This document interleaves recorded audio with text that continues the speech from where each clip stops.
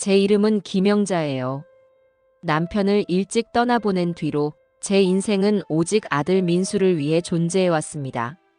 남편이 세상을 떠난 날, 텅 빈 방 안에서 멍하니 앉아 있었죠.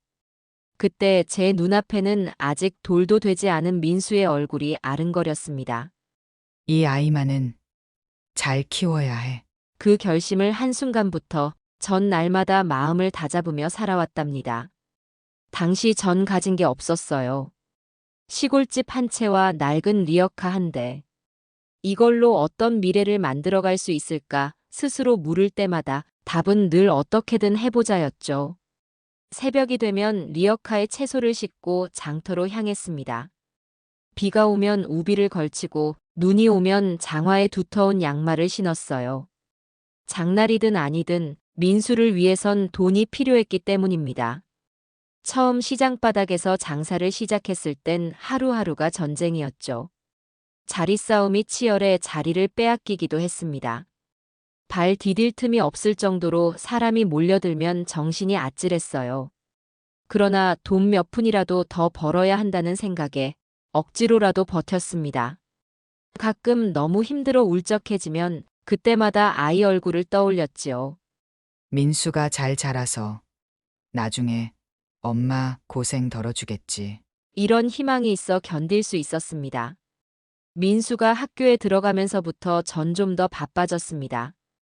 교복이며 학용품, 또 학원비까지 신경 쓰다 보니 한 푼도 허투루 쓸 수 없었습니다. 오로지 민수를 위해 살아가는 제 모습이 때론 애처롭고 외롭게 느껴졌어요. 그래도 민수가 친구들과 어울려 잘 지내고 학교 성적도 괜찮다는 얘기를 들으면 힘이 났지요. 엄마, 나 이번 시험에서 1등 했어요. 어느 날 민수가 해맑은 얼굴로 자랑할 때 전 대견하게 생각하며 민수를 꼭 안았습니다. 그렇게 긴 세월을 버틴 끝에 민수는 결국 서울대학교에 합격했습니다. 결과를 듣는 순간 제 눈앞이 하얗게 변했어요. 온몸이 풀린 채 주저앉아 버렸죠. 엄마, 나 진짜 합격했어. 민수가 합격증을 내밀던 그 장면은 아직도 생생합니다. 그날 전 아이처럼 엉엉 울었습니다. 그 눈물에는 기쁨도 있었고 그동안의 고생과 서름도 뒤섞여 있었죠. 대학에 들어간 민수는 더 열심히 공부했고 장학금도 자주 받았습니다. 전 가끔씩 서울로 올라가 민수 자취방을 청소해주기도 했지요. 좁은 고시원 방이었지만 민수는 항상 밝은 미소로 저를 맞아주었습니다. 엄마, 시장 일 힘들지 않아요? 너무 자주 올라오지 마세요. 그 말에 전 씁쓸하면서도 뿌듯했습니다. 아들이 컸다는 게 느껴졌거든요. 그러다 민수가 졸업을 앞둔 어느 날 대기업에 합격했다고 연락이 왔습니다. 엄마, 나 취직했어요. 전화기 너머로 들려오는 목소리는 너무나 행복해 보였습니다. 저는 시장 한 구석에 앉아 무릎을 꿇은 채로 눈물을 또 쏟았어요. 우리 민수 이제 정말 잘 돼가는구나. 그 순간 제 모든 고생이 빛을 보는 것 같았답니다. 이젠 민수가 자리 잡았으니 내 고생도 어느 정도는 끝이겠지. 하지만 인생이라는 게 꼭 생각대로 흐르지 않더군요. 민수가 결혼 소식을 전해왔을 때 솔직히 전 너무 기뻤습니다. 민수가 만나게 된 사람은 서울에서 태어나 잘 사는 집안의 외동딸이라고 했어요. 부잣집 교수라니 아들이 좋은 배우자를 만난 것 같아 흐뭇했죠. 민수가 행복하면 나도 좋다. 이 마음 하나로 결혼 준비 과정을 지켜봤습니다. 하지만 결혼 준비가 진행될수록 사돈들이 저를 썩 달가워하지 않는다는 사실을 알게 됐습니다. 시골에서 장사하시는 분이라고 들었는데 괜찮을까? 그쪽 친척들이 이런저런 이야기를 흘렸다는 소리를 전해 들었지요. 처음엔 대수롭지 않게 넘겼습니다. 민수가 잘났으니 결혼 생활만 잘하면 되겠지 싶었거든요. 결혼식 당일 화려한 웨딩홀이 준비됐다는 얘기에 참 세상이 달라졌구나 했답니다. 식장에 도착해보니 정말 번쩍이는 조명과 고급 장식들이 가득했어요. 며느리 쪽 친척들은 양복과 한복으로 멋들어지게 차려입고 다 함께 모여 사진도 찍고 웃고 떠들었죠. 저도 사진에 들어가긴 했지만 마음 한켠이 좀 쓰렸어요. 그래도 우리 민수 행복해 보이니 괜찮다. 늘 이렇게 스스로를 다독였습니다. 예식이 끝나고 신랑 신부는 신혼여행을 떠났습니다. 하객들은 다들 배웅을 해주고 호텔 로비에서 이야기꽃을 피우더군요. 저는 구석진 테이블에 조용히 앉아 있었어요. 어쩐지 사람들 틈에 낄 자신이 없었거든요. 그래도 한편으론 이렇게 화려한 결혼식을 치러주는 사돈들이 대단하다고 생각했답니다. 아들 내외가 행복하다면 난 그것으로 괜찮아. 이 말을 가슴속으로 곱씹으면서 집으로 돌아왔습니다. 그날로부터 제 삶이 달라질 거란 예감은 있었지만 이렇게 많이 달라질 줄은 몰랐어요. 저는 앞으로 아들 내외가 잘 자리 잡고 손주도 낳고 모두 함께 명절마다 모여 웃는 날을 그려왔습니다. 그 꿈이 현실이 될 수 있으리라 믿었던 시절이었어요. 민수 부부가 서울에서 신혼생활을 시작한 뒤 전 갖고 있던 시골집을 처분했습니다. 집값은 그리 높지 않았지만 그래도 5천만 원 정도를 마련할 수 있었어요. 그 돈을 아들 내외에게 보태줬죠. 신혼집 보증금이나 필요한 살림살이 마련하는 데 도움이 되면 좋겠다. 이 마음 하나뿐이었습니다. 사실 전 장사를 계속해왔기에 적은 돈이 아니었지만 아들에게는 아끼고 싶지 않았습니다. 민수야, 엄마가 진 돈이 많진 않아도 너희 둘이 시작하는데 조금이라도 보탬이 되었으면 좋겠구나. 그렇게 전 은행 계좌를 정리하고 신혼집 계약금에 보태주었어요. 그래도 제 마음은 뿌듯했어요. 민수가 결혼도 했으니 이제 나는 좀 편히 살아도 되겠지. 이런 기대를 했거든요. 그런데 결혼 후 몇 달 지나고 보니 며느리 미연은 제 방문을 반기지 않는 듯 했습니다. 어머님, 저희 집이 너무 좁아요. 안 그래도 짐도 많아서 어수선해서요. 처음엔 그냥 신혼집이라 둘만의 시간이 필요하겠지 하며 이해했지요. 그런데 계속 제 발길을 돌리게 만들었어요. 집에 들를 때마다 뭔가 핑계를 대며 만남을 미루거나 잠깐 얼굴만 보고 헤어지게 했습니다. 제일 서운했던 건 명절이었습니다. 결혼한 첫 추석 때부터 며느리는 자기 친정에 오래 머물겠다고 하더군요. 엄마, 이번 명절엔 처가 쪽 행사가 있어서 미연이 따라가야 해요. 사실 양쪽 다 방문해 줄 줄 알았는데 그렇게 안 되니 아쉬웠습니다.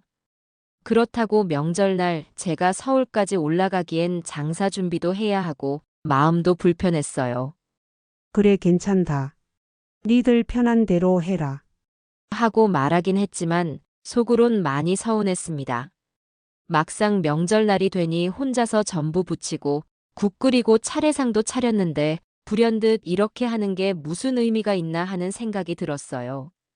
아무도 오지 않을 상에 음식을 차려놓은 제 모습을 보니 괜히 허탈해졌죠. 그럼에도 불구하고 전 손주 소식에 대한 기대를 품으며 살아갔습니다. 민수와 며느리 사이가 좋으면 언젠가는 귀여운 손주를 안아볼 거라 믿었거든요. 하지만 시간이 지나도 아들 내외는 명절마다 친정으로 가길 당연하게 여겼습니다. 명절이 아니더라도 제게 먼저 연락을 주는 일은 거의 없었어요. 가끔 아들이 전화해서 엄마, 잘 계시죠? 하고 물으면 그냥 반가울 뿐이었죠. 그러던 어느 날 아들이 갑자기 연락을 해왔습니다. 엄마, 돈이 좀 필요해요. 손주 교육 자금도 그렇고 전세 자금이 부족해서요. 그 전화를 받는데 제 마음이 철렁했습니다.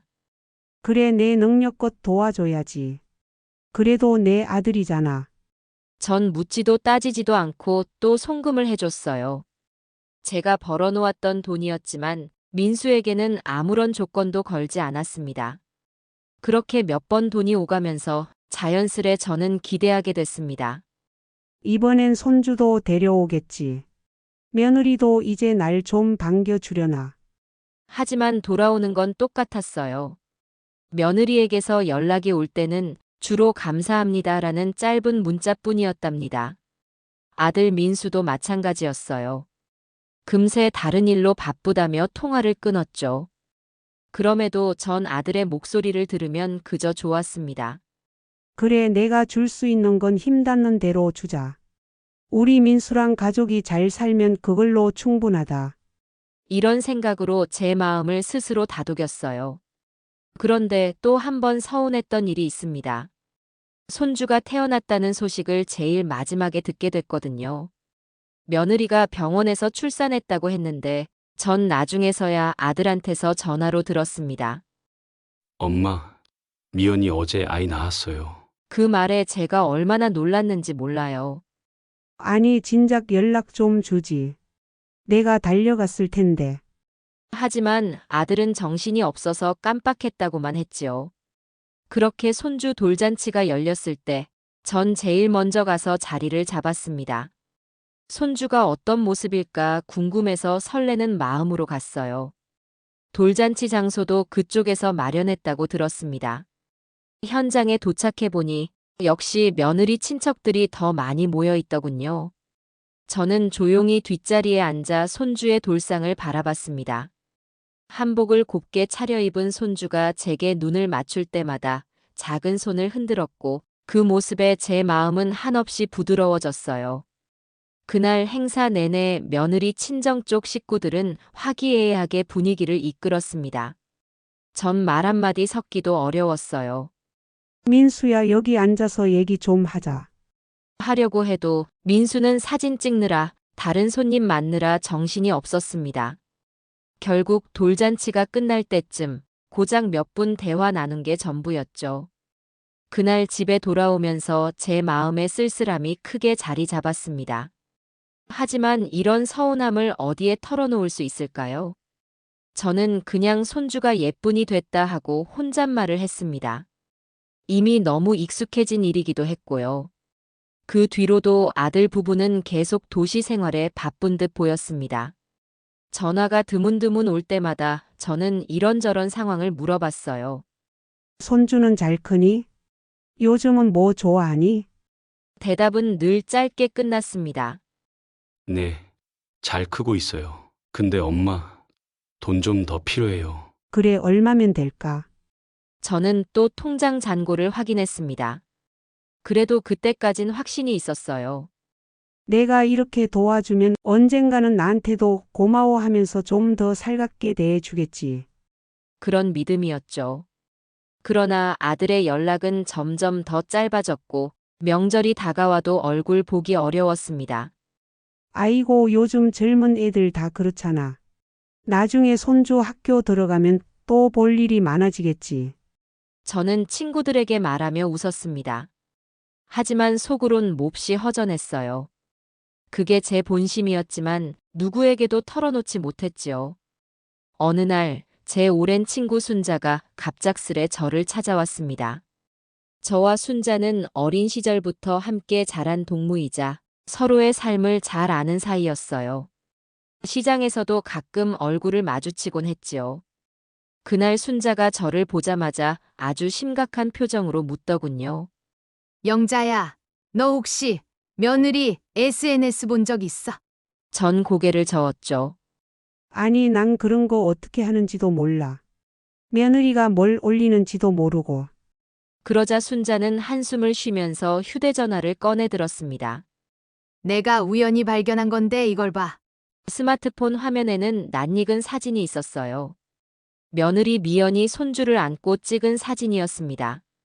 그 아래에는 긴 글이 달려 있었는데 읽어 내려가다 보니 가슴이 철렁 내려앉았습니다.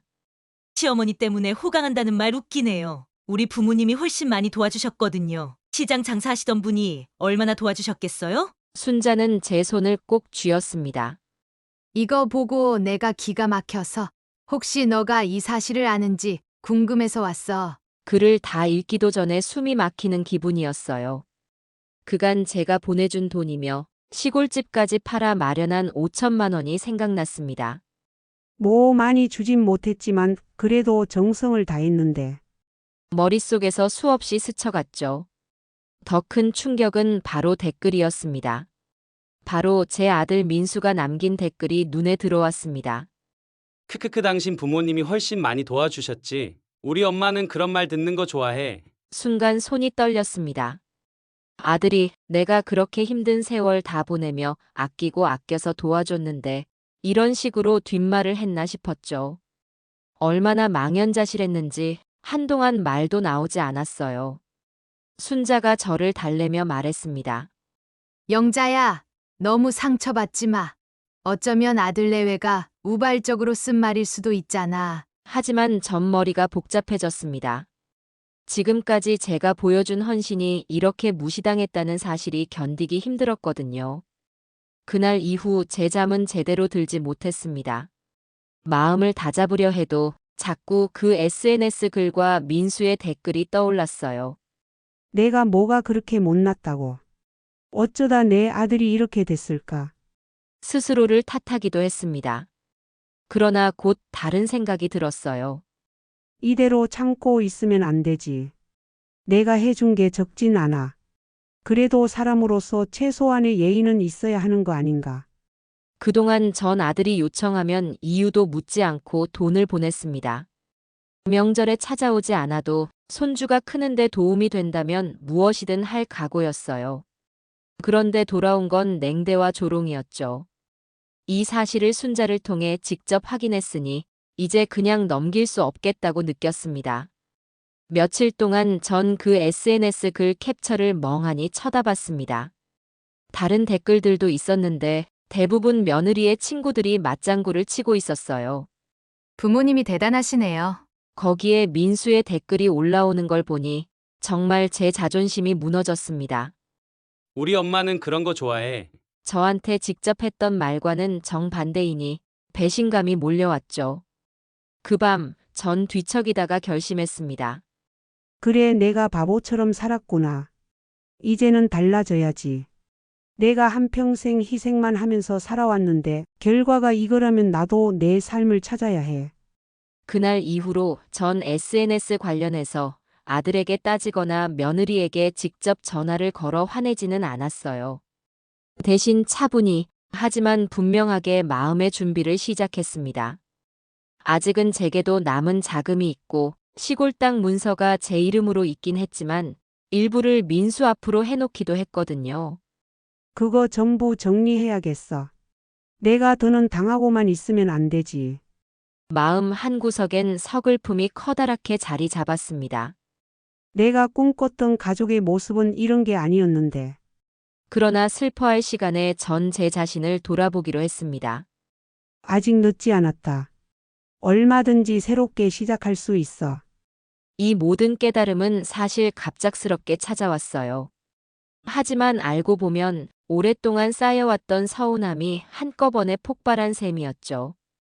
그동안 저는 아들에게 의지했고 희망을 걸었지만 정작 아들과 며느리는 제 마음을 이해하지 못했습니다. 그럼 이제 나라도 나를 돌봐야지. 아들만 바라보고 살았던 날들 이젠 그만두자. 그렇게 결심한 순간 오히려 마음이 가벼워지는 느낌도 들었어요. 물론 상처가 아물지는 않았지만 제 손으로 뭔가를 이뤄낼 수 있다는 용기가 생겼죠. 마음 단단히 먹자. 이제부턴 그냥 참고만 있지 않을 거야. 그날 밤 달빛에 비친 창밖을 물끄러미 바라보면서 전 내일은 꼭 통장 정리부터 해야겠다고 생각했습니다. 그리고 혹시 몰라 송금 내역 같은 걸 챙겨둬야겠다는 생각도 해봤어요. 그 순간부터 제 삶은 조용하지만 분명한 방향으로 움직이기 시작했습니다. 그 이야기는 이어질 다음 단계에 가서야 본격적으로 펼쳐지겠죠. 일단 저는 이때부터 마음먹었습니다. 이제 더는 억울하게 당하지만은 않으련다. 제 평생의 희생이 이렇게 돌아온 상황이라면 저도 달라져야 할 테니까요. 그렇게 시간들이 흘러갔습니다. 저를 향한 시선과 냉대를 알게 된 건 고통스러웠지만 돌이켜보면 그 사실을 알아야만 제가 더는 속지 않고 스스로를 지켜낼 수 있었던 것 같아요. 그리고 이 깨달음은 곧 제 새로운 시작을 알리는 계기가 되었답니다. 그날 밤 제 손에서는 며느리 미연의 SNS 캡처가 떨어지지 않았습니다. 어쩌면 이게 제게 자극이 되었던 모양이죠. 평생을 아들만 바라보며 산 제가 이렇게 마음을 바꿀 줄은 저도 몰랐습니다. 침대에 누워서도 잠은 오지 않았습니다. 문득 예전에 민수가 어렸을 때 했던 말이 떠올랐어요. 엄마, 나중에 내가 엄마 큰 집에서 모시고 살게요. 엄마 고생 안 하도록 내가 다 해줄 거야. 그 어린 목소리를 생각하니 지금의 민수 모습과 너무 달라서 가슴이 저려왔습니다. 하지만 그리움에 휩싸여 있기만 할 순 없었어요. 내가 여태껏 보여준 건 희생뿐이었고 그게 당연한 줄 아는 사람이 돼버린 거지. 제 자신에게 이렇게 말하고는 바로 다음 날 아침에 일어났습니다. 일단 제일 먼저 통장을 정리하기로 마음먹었어요.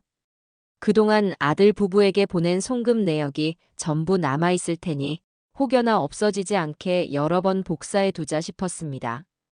은행은 이른 아침부터 사람들이 몰려 복잡했지만 전 한참을 기다린 끝에 상담 창구에 앉았습니다. 송금 기록을 전부 뽑고 싶어요. 최근 10년치 정도 가능할까요? 은행 직원이 조금 놀란 표정을 지으며 대답했습니다. 네. 가능은 한데 분량이 많으실 텐데 괜찮으시겠어요? 전 고개를 끄덕였습니다. 예. 다 출력해 주시고 혹시 USB로도 받을 수 있나요? 그날 받아온 서류는 100장이 훌쩍 넘었습니다. 그 종이 뭉치를 들고 나오는데 제 마음속에서 뭔가가 묵직하게 내려앉더군요. 은행을 나와 변호사를 찾아갔습니다. 사실 변호사 사무실이라는 곳 자체가 제게는 생소하고 어렵게 느껴졌어요. 그럼에도 용기를 낸 건 이제라도 제 권리를 지키고 싶었기 때문이었죠. 사무실 안에 들어서자 직원이 차를 내오며 저를 안내했습니다.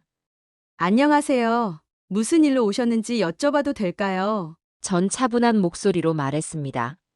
아들 부부에게 돈을 여러 번 보냈는데 그걸 그냥 증여로 봐야 하는지 아니면 대여로도 볼 수 있는 건지 알고 싶습니다. 변호사가 서류를 훑어보았습니다. 혹시 자녀가 돈을 갚겠다고 했거나 어떤 형태라도 약속한 내용이 있으면 대여로 볼 가능성이 높습니다. 또 정황이 중요하니 통화 내용이라도 있으면 좋아요. 전 고개를 끄덕였어요. 문자로 돈을 보낼 때마다 어머니, 이번 달은 좀 힘드니 부탁드려요. 이런 식으로 얘기를 했어요. 그럼 제가 그래, 얼른 갚아라 같은 말은 직접 한 적이 없는데 그래도 괜찮나요? 변호사는 서류를 뒤적이며 말했습니다. 명확한 차용증이 있지 않아도 반복적으로 아들 쪽에서 요청을 했고 어머니께서 그것을 빌려준 것으로 판단하게끔 만든 기록이 있다면 증명 가능성이 있습니다. 특히 돈을 보낸 횟수나 금액이 크면 더 그렇고요. 그 말을 듣는데 속에서 이상한 안도감이 밀려왔습니다. 제게도 뭔가 할 수 있는 길이 있다는 사실이 조금이나마 위안이 됐어요. 변호사는 말을 이어갔습니다. 만약 상대방이 그건 그냥 부모가 준 거다라고 주장한다면 법적으로 서로 다툴 수 있는 여지가 있습니다. 하지만 일단 이렇게 송금 내역과 대화록이 다수 있다면 협상 과정에서 충분히 어머니께서 유리한 고지를 잡으실 수 있어요. 그 얘기를 들은 뒤 전 마음을 굳혔습니다. 저 변호사님, 이 문제를 공식적으로 진행할지는 아직 모르겠지만 일단 제가 할 수 있는 준비는 다 해두고 싶습니다. 그러자 변호사가 조언해줬습니다. 먼저 재산 정리를 제대로 하시고 혹시 아들 명의로 넘어간 땅이나 집이 있다면 확인해 보세요. 필요하다면 소유권 이전을 다시 할 수도 있습니다. 그 순간 전 시골에 있던 땅이 떠올랐습니다. 남편이 살아있을 때부터 물려주겠다 하던 땅을 민수에게 미리 명에 이전했던 일이 있었거든요. 변호사 사무실을 나와 곧장 부동산 사무실에 들렀습니다. 시골 땅 등기 부등본을 꺼내 확인하는데 제 이름이 아닌 민수 이름으로 아예 바뀌어 있더군요. 제가 이걸 다시 제 이름으로 돌리고 싶은데 절차가 어떻게 되나요? 부동산 직원이 차분히 설명해줬습니다.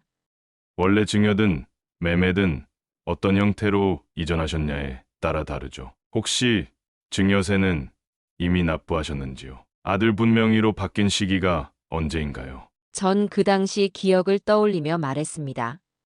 몇 년 전이에요. 아들이 장가갈 무렵이었어요. 제가 그래, 미리 받아두면 좋겠다 싶어서 그냥 제 사인만 하고 넘겨줬거든요. 그 직원은 계산기를 두드리며 여러 가지 서류 목록을 적어줬습니다. 이대로 서류 준비하시면 되고 원래대로 명의 복구가 가능하긴 합니다. 시간과 비용은 좀 들겠지만요. 저는 망설임 없이 서류를 접수했습니다. 그 모든 과정을 마치고 나오니 이미 오후 해가 기울어가고 있었어요. 그새 몸이 지쳐 있었지만 마음 한구석은 묘하게 홀가분했습니다. 내가 내 재산을 되찾는 게 잘못된 건 아니잖아. 민수에게 무조건 믿고 맡겼더니 나만 상처받았으니 이젠 내 권리를 찾는 게 당연하지. 집으로 돌아와 그동안 간직했던 통장들을 펼쳐봤습니다. 그중 하나는 아들 내외가 필요하다고 할 때마다 돈을 송금하느라 자주 사용했던 계좌였어요. 잔고가 얼마 남지 않은 걸 보니 지난 세월이 한꺼번에 떠오르면서 가슴이 시렸습니다. 그러다 문득 예전에 제가 장사를 처음 시작해서 하루에 10,000원도 못 벌었던 시절이 생각났습니다. 그때도 이 돈 아껴서 민수 학원비 보태야지 하면서 쓸데없는 건 안 사고 살았어요. 딱히 제 옷 한 번 번듯하게 사입지 못했는데 결국 제 손에 남은 게 뭐가 있을까 싶었습니다. 그렇다고 후회만 하고 있을 순 없어서 전 새로운 통장 하나를 만들었죠. 이 통장에는 절대로 아들 이름으로 돈을 빼주지 않겠다. 스스로에게 약속했습니다. 그날부터 전 한동안 새벽마다 은행 사이트에 접속해서 자동이체나 각종 대출 내역 등을 꼼꼼히 살폈어요. 약간의 빚이 있었는데 그것도 가능한 빨리 정리하기 위해 노력했습니다. 내가 내 인생을 살려면 빚도 불필요한 지출도 없어야 해. 이런 생각이 들었습니다. 정리할 게 너무 많았어요. 하지만 이상하게도 피곤하진 않았습니다. 지금까지 날 위해 살아본 적이 없었으니 이제야 비로소 내 일을 하고 있구나. 오히려 마음이 뿌듯했습니다. 한편으로는 그동안 방치해둔 채 거의 잊고 지냈던 오래된 한복 가게 생각이 났습니다. 남편이 살아있을 때 저에게 한복 기술을 한번 배워보라고 권유해준 적이 있었거든요. 그래서 한동안 배워두었지만 아이 키우느라 바빠서 제대로 써먹을 시간이 없었습니다. 시장에서 야채를 팔면서도 가끔 한복집 앞을 지나칠 때면 나도 언젠가 이걸 해볼 수 있을까 생각하곤 했죠. 그 마음이 다시 고개를 들었습니다.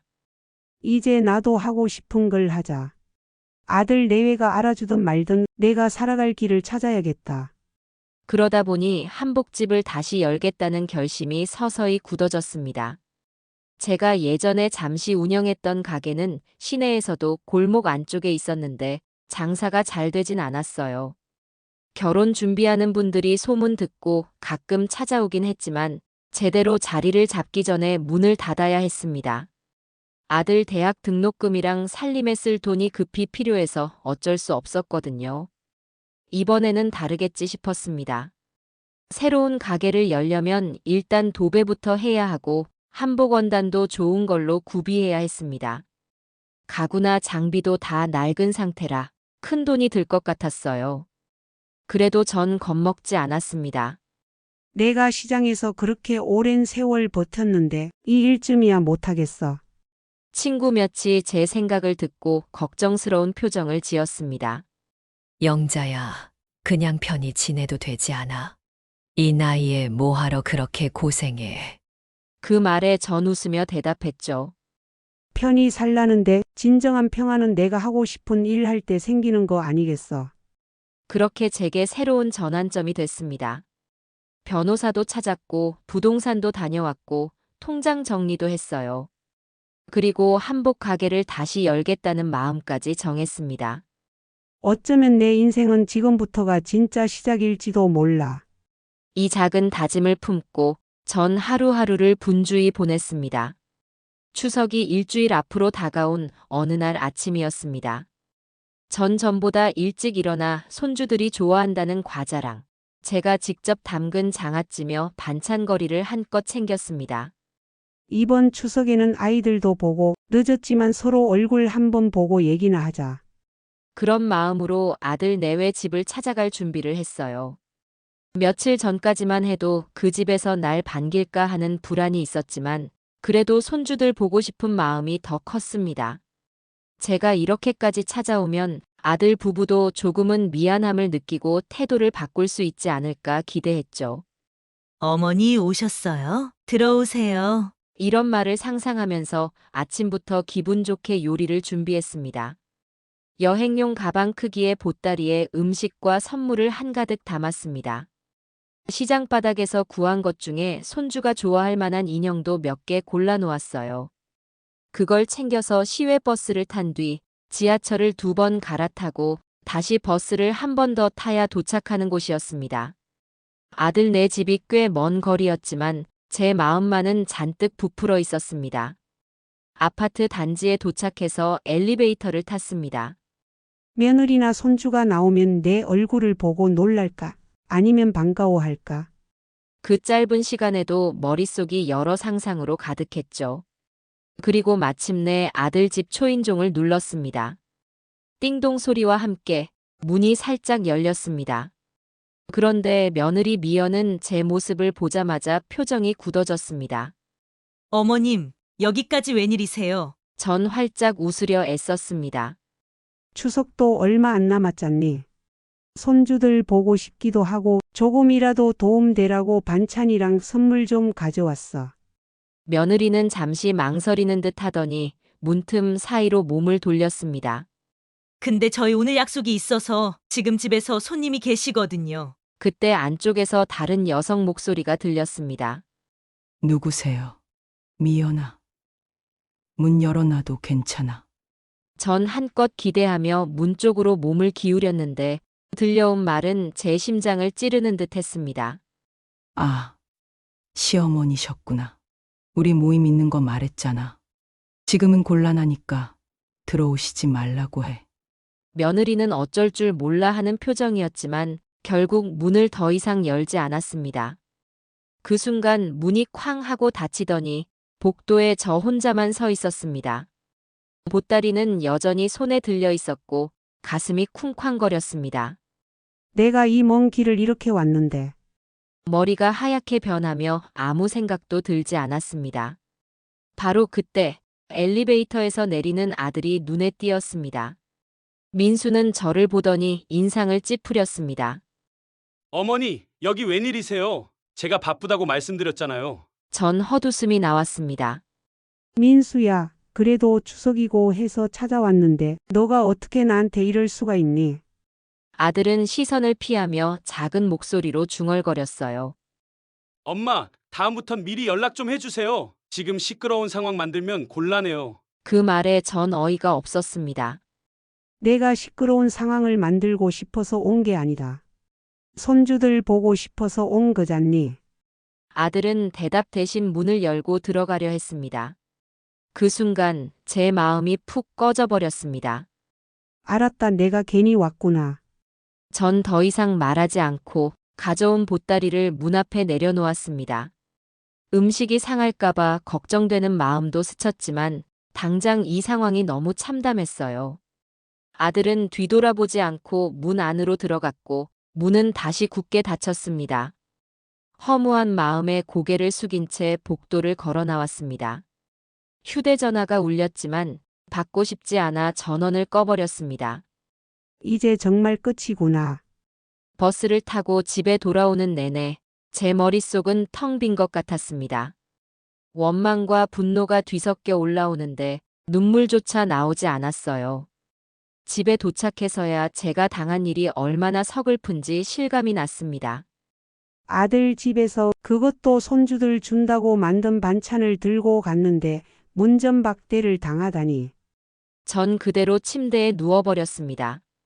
몸이 천근만근처럼 느껴졌죠. 그날 밤 민수에게서 전화가 왔지만 받지 않았습니다. 여러 번 울리던 벨소리가 멈춘 뒤 메시지가 도착했어요. 어머니, 연락 좀 받아주세요. 저는 읽지 않았습니다. 이미 할 말을 다 한 기분이었으니까요. 그렇게 추석이 다가왔습니다.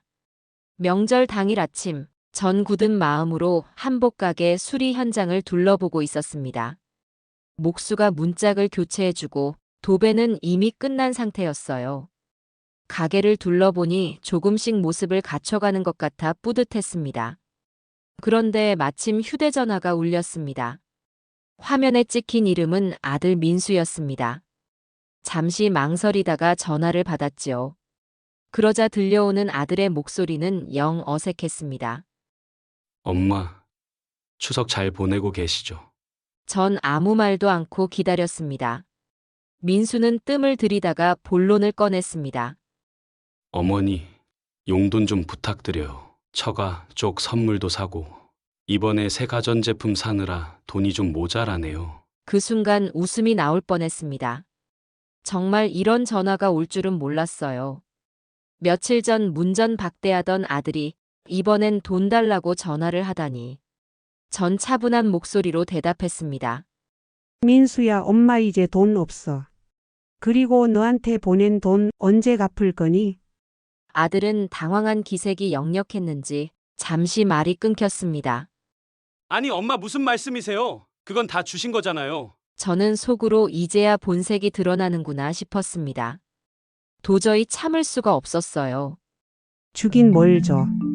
다 빌려준 거야. 내가 너희가 힘들다고 할 때마다 거의 묻지도 따지지도 않고 돈을 보냈는데 그걸 그냥 준 거라고 생각했니? 민수야, 제발 정신 좀 차려라. 내가 변호사랑 상담까지 다 해봤어. 그동안 송금한 기록, 너하고 나눈 통화 내용 다 증거로 남아있어. 증여냐 대여냐 따져볼 필요도 없이 너가 어머니 좀 도와주세요 라며 여러 차례 부탁했고 난 그걸 빌려준 셈으로 계속 넘겨왔어. 그런데 넌 SNS에서 날 어떻게 표현했니? 시골 출신 장사꾼이라 대단치도 않은 돈이라고, 네 처가 집안이 훨씬 더 많이 보태줬다고. 또 뭐라고 했어? 우리 엄마는 그런 소리 듣는 거 좋아해라고 비웃듯 댓글까지 달았지. 그 글을 내가 직접 보고도 계속 참을 줄 알았니? 아니 내가 왜 참아야 하지? 내가 평생 장사하며 악착같이 모은 돈이야. 시장 바닥에서 피땀 흘리며 하루하루 벌어온 거라고. 그 돈을 다 털어 너희를 도와줬는데 돌아온 건 모욕과 배신이었지. 그런데 너 아직도 내가 그래도 엄마니까 또 좀 보태주겠지 이렇게 생각해. 이젠 그런 거 없어. 더 이상 당하고만 있지 않겠다는 결심을 했어. 그래서 시골 땅도 이미 내 이름으로 돌렸고 은행에서 예금 정리도 마쳤어. 너희가 내게서 받아간 금액 전부를 철저히 기록해뒀고 그건 지금부터 갚아야 할 빚으로 남을 거야. 뭐가 억울해? 내가 아무 대가 없이 주던 시절은 끝났어.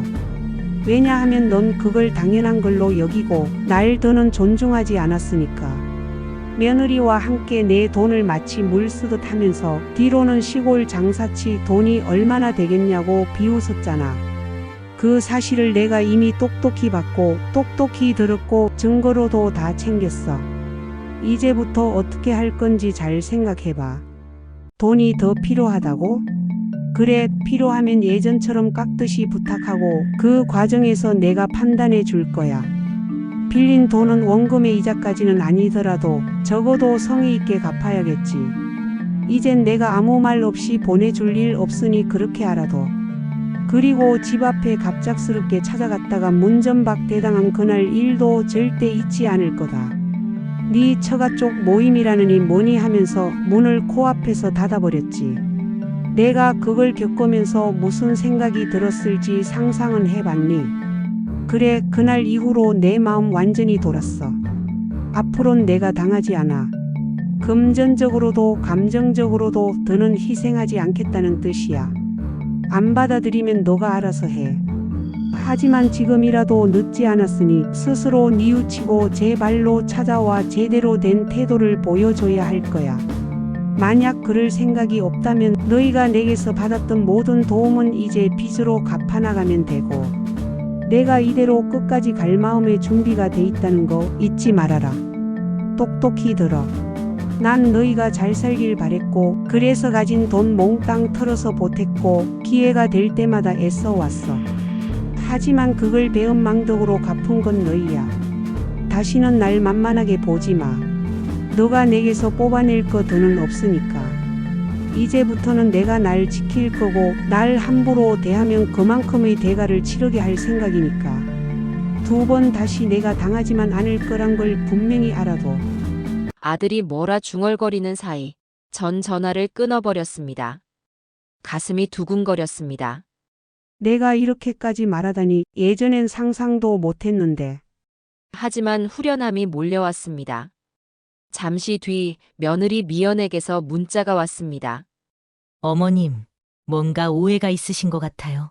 제가 언제 어머님을 홀대했나요? 우리 부모님이 많이 도와주신 건 맞지만 어머님께서도 늘 감사하게 생각하고 있어요. 전 비웃음이 나왔습니다.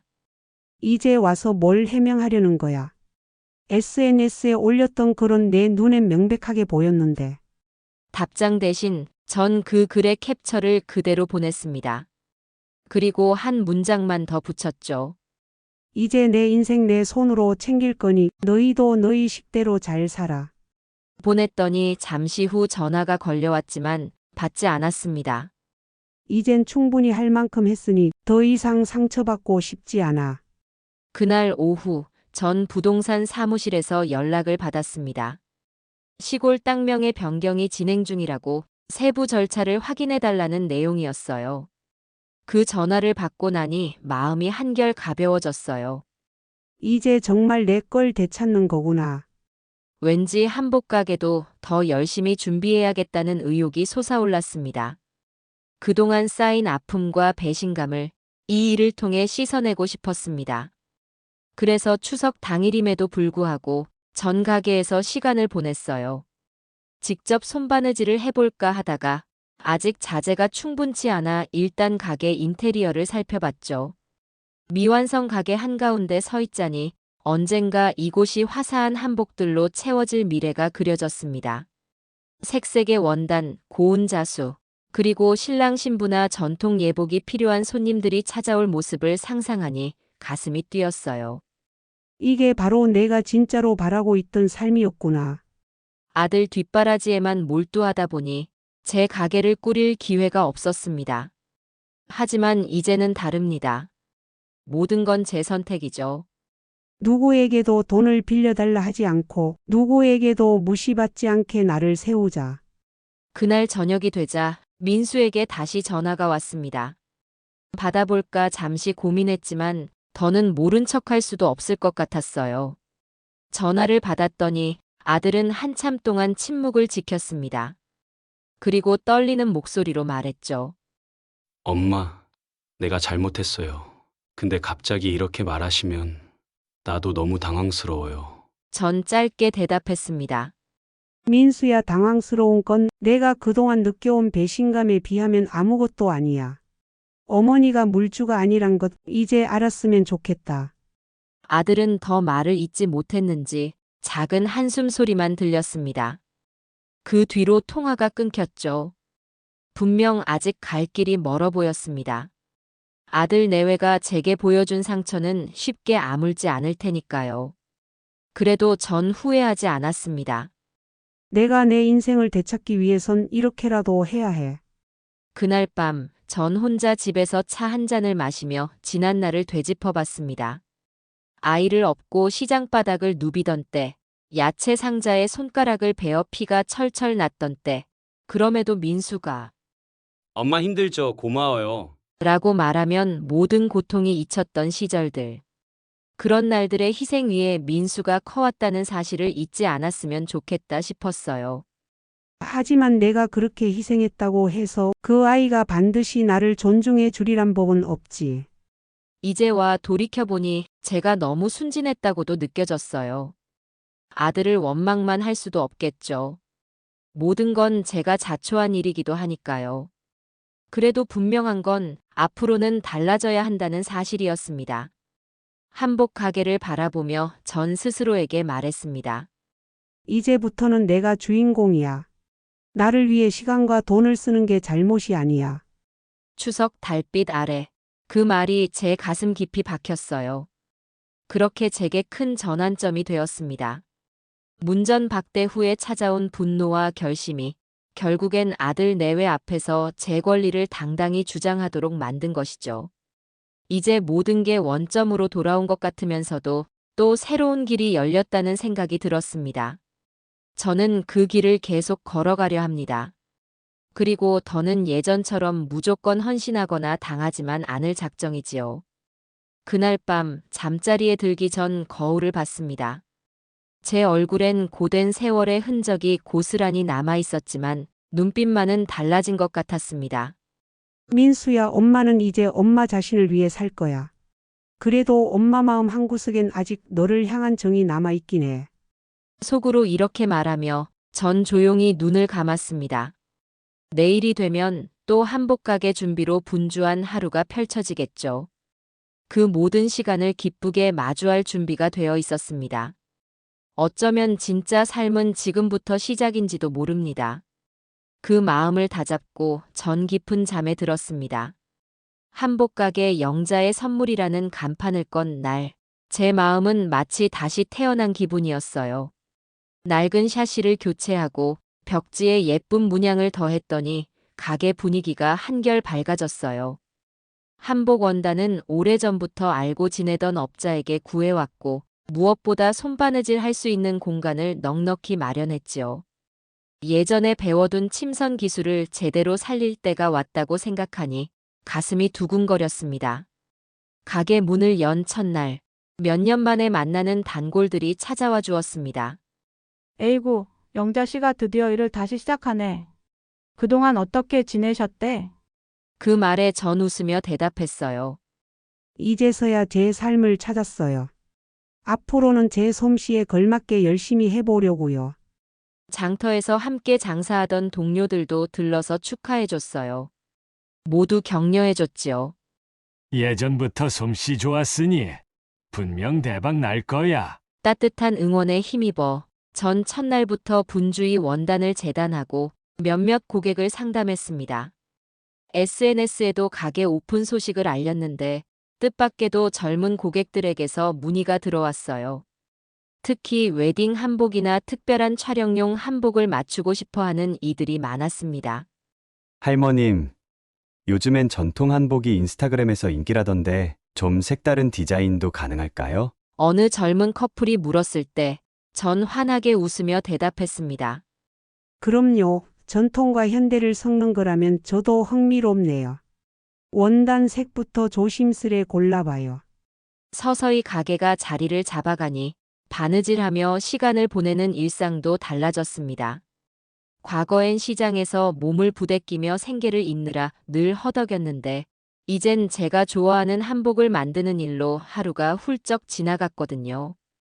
때론 다리가 아프고 손가락이 바늘에 찔려 따끔거리기도 했지만 마음만은 한없이 가벼웠습니다.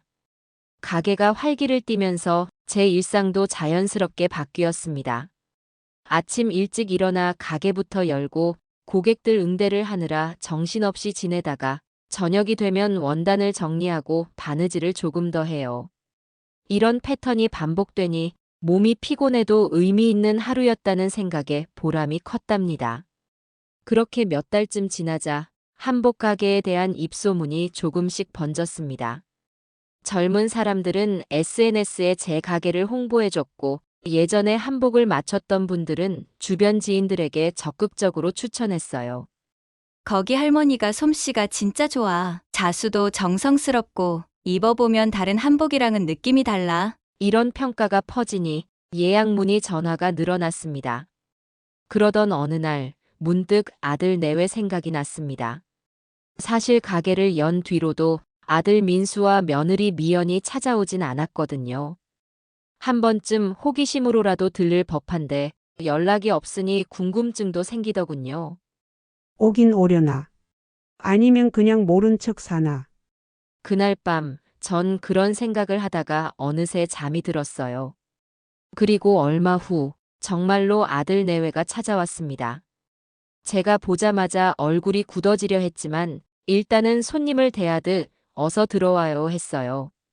미연은 가게 안에 전시된 한복들을 눈으로 훑어보며 작게 한숨을 내쉬었죠. 민수도 못 본 척한 채 애써 웃는 표정을 지었습니다. 엄마, 가게 예쁘네요. SNS에 소문난다던데 정말 그런가 봐요. 그 말에 전 별다른 기쁨 없이 짧게 대답했어요. 그냥 내 할 일을 하는 거야. 근데 무슨 일로 왔니? 민수와 미연은 서로 눈치를 보더니 조심스레 제게 말했어요. 사실 손주들 돌 사진을 다시 찍고 싶어서요. 그때 제대로 못 찍었고 한복이 필요해서 직접 맞추고 싶어서 왔습니다. 전 속마음이 복잡했지만 한복 장인으로서의 일은 일이라 여기고 상담을 시작했어요. 자수나 색감을 고르면서 잠깐씩 대화를 했어요. 하지만 어딘가 어색하고 껄끄러운 공기가 감돌았습니다. 그걸 느낀 미연이 마침내 제게 다가와 조용한 목소리로 말했죠. 어머님, 제가 큰 실수를 했어요. 솔직히 그동안 말이나 행동이 너무 경솔했어요. 민수도 고개를 떨구며 덧붙였습니다. 엄마, 나도 어릴 적엔 엄마 고생 생각 많이 했는데 살다 보니 잊고 지냈어. 엄마가 얼마나 상처받았는지 이제야 조금 알겠어. 전 양손에 쥔 천 조각을 내려놓았습니다. 말이야, 그럴 수 있지. 근데 말보다 행동이 중요해. 앞으로 어떻게 바뀔 건지 그걸로 보여주렴. 제 목소리는 떨리지 않았지만 속으론 여러 감정이 뒤엉켰습니다. 잠시 정적이 흐른 뒤 민수가 조심스레 물었습니다. 그럼 한복은 맡길 수 있어요? 저희가 꼭 여기서 하고 싶어서요. 전 목을 가다듬고 대답했습니다. 일단 고객으로서는 당연히 환영이야. 하지만 인간적으로 날 대하는 태도는 앞으로 내가 지켜보겠어. 그렇게 민수와 미연은 돌 촬영용 한복을 의뢰하고 갔습니다. 가게 문을 닫은 뒤 전 이 일이 과연 어떤 변화를 가져올지 생각해 봤어요. 정말로 저 아이들이 달라질지도 모르지. 아니면 이번만 잠깐 그런 척하는 걸 수도 있고. 그래도 애써 부정적인 마음은 내려놓으려 했습니다. 며칠 후 민수와 미연이 다시 방문해 한복 치수를 재고 디자인에 관해 함께 논의했습니다. 제가 일일이 한 땀 한 땀 손바느질을 시작하자 며느리가 옆에서 지켜보며 물었습니다. 어머님, 이렇게 꼼꼼하게 하시려면 시간이 많이 걸릴 텐데 괜찮으세요? 전 바늘에 실을 꿰면서 대답했어요. 한복은 손맛이 제일 중요한 법이야. 그게 힘들어도 이게 바로 나의 일이거든. 미연이 이번엔 진지한 표정으로 고개를 끄덕였어요. 저도 나중에 한복 만드는 법 조금만 배워볼 수 있을까요? 제 아이들에게도 직접 한복을 지어주면 좋을 것 같아서요. 그 말이 의외여서 고개를 들었더니 미연 표정이 꽤 진심 같았습니다. 그날 전 한복 몇 벌을 완성했고 장식을 달면서 문득 지금 이 순간이 참 소중하구나 싶었어요. 비록 아들 내외와 완전히 화해한 건 아니지만 이렇게 공통된 목적을 위해 머리를 맞대니 마음이 조금 풀리는 느낌이었습니다. 앞으로 어떻게 될지 몰라도 일단 이 돌 촬영 한복부터 잘 만들어주자. 바로 그 다짐이 제 새 의지였습니다. 누군가를 돕되 반드시 제 마음과 가치를 지키겠다는 새로운 시작이기도 했지요. 어느덧 몇 년이 지났습니다. 한복가게 영자의 선물은 눈에 띄게 번창했어요. SNS로 계속 입소문이 퍼지면서 웨딩 한복은 물론 해외 교포들이 역으로 주문을 넣기도 했습니다. 전 손님들이 많아져도 절대 대량 생산 같은 건 하지 않고 하나하나 손바느질로 완성하는 방식을 고수했어요. 그게 제 철학이자 자부심이었거든요. 그동안 민수와 며느리 미연도 꽤 달라졌어요. 처음엔 어색했지만 한복을 맞춰간 이후로 가끔씩 가게에 들러 근황을 전하곤 했거든요. 어머님, 손주가 이번에 초등학교 들어갔어요. 학교 행사 때도 한복 입고 사진 찍었는데 아이가 아주 좋아했어요. 이런 식으로 자잘한 일상도 나누다 보니 서서히 마음의 벽이 허물어졌어요. 손주들은 주말에 놀러 오면 제 가게 한편에서 바느질을 구경하곤 해요. 할머니, 저도 바늘에 실 꿰어볼래요. 그러면 전실을 짧게 잘라 건네주며 가르쳐줍니다. 조심해야 해. 손가락 찔리지 않도록 천천히 해보렴. 손주들 눈에는 모든 게 신기해 보이는지 소매자수 하나에도 와 하고 탄성을 지르더군요. 한 번은 손주가 말했어요. 할머니, 나중에 저도 커서 할머니처럼 한복 만드는 사람이 될래요. 그 말에 전 웃으며 머리를 쓰다듬었어요. 그래, 뭘 하든 자신이 좋아하는 걸 해야 해. 하지만 노력 없이 이루어지는 건 없으니 열심히 해야겠지. 며느리 미연도 이제 제 한복 기술에 큰 흥미를 보입니다. 가끔 퇴근 후에 제 가게로 와서 같이 원단을 고르고 간단한 바느질을 배우기도 해요. 오전엔 직장 생활을 하고 저녁엔 육아를 하는 와중에도 시간을 내어 배우려 하니 그 열의가 대단해 보였습니다. 어머님, 바느질은 왜 이렇게 어려운 걸까요? 실이 자꾸 엉키고 바늘 끝이 뾰족해서 긴장돼요. 그럴 땐 제가 천천히 시범을 보여주었어요. 처음은 다 그래. 천의 결을 읽고 손끝 감각을 익히면서 익숙해지는 거야. 중요한 건 꾸준함이란다. 며느리는 연습 과정에서 손가락에 바늘이 닿아 붉은 점이 생기면 이내 얼굴을 찡그리곤 했지만 그래도 포기하지 않고 계속 따라왔습니다. 그러다 어느 날 며느리가 뜬금없이 제 손을 살펴보더군요. 거칠고 주름진 손바닥과 여러 번 바늘에 찔려 생긴 자국들을 보면서 한참 말이 없었습니다. 저는 괜히 부끄러운 듯 손을 뒤로 감췄지만 미연은 제 손을 꼭 잡았어요. 그리고 아주 낮은 목소리로 얘기했습니다. 이 손 덕분에 민수도 컸고 손주들도 이렇게 행복할 수 있었던 거네요. 저 더 열심히 배우고 이 손을 본받고 싶어요. 그 순간 마음이 따뜻해지는 걸 느꼈어요. 그래, 앞으로 잘 지내보자. 너가 진짜 달라지고 있다는 게 느껴지네. 민수 역시 달라진 태도를 보여줬습니다. 일이 바빠도 주말엔 가게에 들러 선반을 고쳐주거나 원단을 실어 나르면서 저를 돕곤 했어요. 예전엔 돈이 필요할 때만 전화를 걸던 아이였는데 이제는 제 건강을 먼저 묻고 가게 상황도 살펴보며 자잘한 일들을 챙겨주니 정말 기특하다는 생각이 들었습니다. 마침내 제 70세 생일이 다가왔을 때 큰 행사가 벌어졌어요. 민수 내외와 손주들, 그리고 가깝게 지내던 친구들이 가게를 가득 채웠지요. 케이크까지 준비한 민수가 환한 얼굴로 말했어요. 어머니, 오늘은 어머니가 정말 기쁘셨으면 좋겠어요. 이 모든 건 어머니가 뿌린 씨앗 덕분이니까요. 전 갑자기 울컥한 기분이 들었어요. 하지만 눈물을 보이긴 싫어서 목을 가다듬고 미리 준비해둔 작은 일기장을 꺼냈습니다. 내가 요즘 조금씩 적고 있는 건데 너희한테도 들려주고 싶구나. 그러곤 일기장에 적힌 문장을 읽어내려갔어요. 사랑은 자신을 지키면서 베푸는 것이라는 걸 이제야 배웠다. 한평생 희생만 했을 때 내게 돌아온 건 허무였지만 내가 나를 세워둔 뒤에 베푼 것들은 점점 온전한 사랑으로 되돌아왔다. 그 말을 전하자 가게 안이 잠시 조용해졌어요. 곧이어 사람들의 웃음소리가 울렸고 손주들이 박수를 치며 외쳤습니다. 할머니 짱. 전 아이들을 보면서 그리고 아들 내외의 환한 미소를 보면서 깨달았어요. 내 행복을 내가 지킬 줄 알아야 진짜 가족의 행복도 지켜낼 수 있는 거구나. 그날 밤 저는 늦은 시간까지 가게에 불을 켜둔 채 책상에 앉아 있었어요. 온 가족이 떠나고 나서도 마음이 벅차서 쉽게 잠들 수 없었거든요. 저는 밤하늘을 바라보며 조용히 중얼거렸습니다. 이제 내 인생의 마지막 장은 내가 쓰는 거야. 그리고 이 결말이 나만의 행복으로 가득하기를 바랄 뿐이지. 이렇게 저 김영자는 긴 여정 끝에 비로소 진짜 제 삶을 되찾았습니다.